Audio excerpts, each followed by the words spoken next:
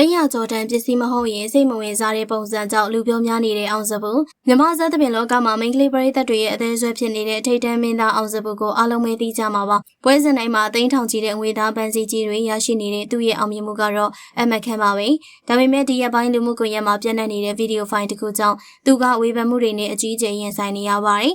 ပြန့်နှံ့နေတဲ့ဗီဒီယိုထဲမှာအောင်စပူကတန်ဖိုးကြီးငွေပန်းစည်းကြီးတွေရချိန်မှာအလွန်ဝမ်းသာပြုံးရွှင်နေပေမဲ့ငွေကြေးသိမ့်မတက်နိုင်တဲ့ပရိသတ်တွေကစားစရာလေးတွေလက်ဆောင်ဘူးအသေးလေးတွေပြီးတဲ့အခါမှာဝမ်းသာတဲ့ဟန်မပြပဲခက်ပေါ့ပေါ့ရင်တုံ့ပြန်ခဲ့တယ်လို့ဆိုပါတယ်။ဒါကိုကြည့်ပြီးသိန်းရကျော်တန်မှလှည့်ကြည့်တော့တာလားလက်ဆောင်ကိုအတန်းစားခွဲခြားနေရလားဆိုပြီးပြင်းပြင်းထန်ထန်ဝေဖန်နေကြတာပါ။ဒါပေမဲ့အမာခံပရိသတ်တွေကတော့သူတို့ရဲ့မင်းသားလေးဘက်ကနေကာကွယ်ပေးနေကြပါတယ်။အောင်စပူရဲ့မျက်နှာမလန်းမဆန်းဖြစ်နေတာကမာနာကြီးလို့မဟုတ်ပဲနေ့စဉ်ရက်ဆက်ပွဲတွေဇက်တိုက်ကနေရလို့ရုပ်ပိုင်းဆိုင်ရာအလွန်ပေမန်းနွမ်းနေနေတာလို့ရှင်းပြပါတယ်ဒါအပြင်ဇက်ဖွဲ့တွေကလူရှင်တော်ဖြူဖြူထွက်သွားတဲ့ကိစ္စကလေးငယ်ကိစ္စနဲ့မနာလိုသူတွေရဲ့တက်ခဲမှုတွေကြောင့်စိတ်ဖိစီးမှုတွေများနေချိန်မှာအချိန်တိုင်းအပြုံးမဲမစင်နိုင်တာကိုနားလည်ပြီးဖို့တောင်းဆိုထားပါတယ်။အပင်မြင့်လေးလေးတိုင်းလေးဆိုသလိုအောင်မြင်မှုထိတ်တန်းရောက်နေချိန်မှာအပြုတ်မှုသေးသေးလေးကအစားဆောင်ကြည့်ခံနေရတာတဘာဝပါ။ကဲပရိသတ်ကြီးတို့ရောအောင်စပူရဲ့အပြုတ်မှုကလက်ဆောင်ပေါ်ခဲကြတာလား။ဒါမှမဟုတ်တကယ်ပဲပင်ပန်းနေလို့ဆိုတာလွတ်လပ်စွာနဲ့ဝင်ရောက်ဆွေးနွေးပြပါအောင်နော်။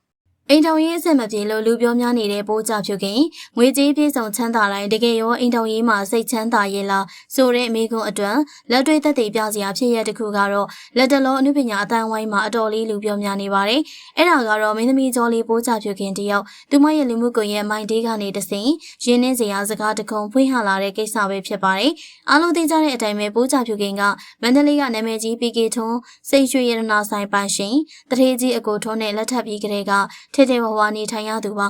ဒါပေမဲ့အပြင်ပန်းမှာရွှေပုံပေါ်ထိုင်နေရပေမဲ့လက်တွေသူမရဲ့အိမ်ထောင်ရေးကတော့ထင်တလောက်လှပမနေခဲ့ပါဘူးသူမကအကြီးမားတဲ့ရတနာဆိုင်လုပ်ငန်းကြီးကိုကိုယ်တိုင်ဦးစီးနေုံသာမကောင်းခင်မွန်းတဲ့ရဲ့အရင်အိမ်ထောင်ကပါလာတဲ့ကလေး၃ယောက်နဲ့သူမကိုယ်တိုင်မွေးထားတဲ့ကလေး2ယောက်အပါအဝင်စုစုပေါင်းကလေး9ယောက်ရဲ့ဝေယဝစ္စအဝဝကိုပါပေးမင်းပန်းပန်းတာဝန်ယူအုပ်ထိန်းနေရတာဖြစ်ပါတယ်။အင်ရှင်မတယောက်အနေနဲ့ဒီလောက်စိတ်ရောကိုပါပေးမန်းနေချိန်မှာခင်မုန်းဖြစ်သူ PK ထွန်းကောင်ဖေးမကူညီမှုမရှိဘဲအပြင်မှာအပျော်ပါမှတ်ပြီးတော့ KTV သွားနေတယ်လို့ဝေဖန်တန်တွေစူညံနေပါတယ်။ငွေရှာပေးရုံနဲ့ဖခင်တာဝန်ယောက်ျားတာဝန်ကြည်ပြီးလို့ထင်နေတဲ့အပြုတ်မှုတွေကြောင့်ပိုးကြပြူခင်တယောက်တီးခံနိုင်စွမ်းနေကုန်ဆုံးပြီးတော့နောက်ဘဝလူတောင်မဖြစ်ချင်တော့ဘူးဆိုတဲ့အထိစိတ်နာကျင်စွာနဲ့ဖွင့်ဟခဲ့ရပါဒါကငွေကြေးချမ်းသာမှုကအိမ်ထောင်ရေးတာယာမှုအတွက်အာမခံချက်လုံးဝမဟုတ်ဘူးဆိုတာကိုသက်သေပြလိုက်ပါတယ်။ကဲပရိသတ်ကြီးတို့ရောငွေကြေးချမ်းသာပေမဲ့မိသားစုတာဝန်ခွဲဝေမယူခြင်းနဲ့ခင်ပွန်းကြောင့်စိတ်ဆင်းရဲနေရတဲ့ပိုးကြပြူခင်အခြေအနေပေါ်ဘယ်လိုသုံးသပ်မိပါသလဲရှင်။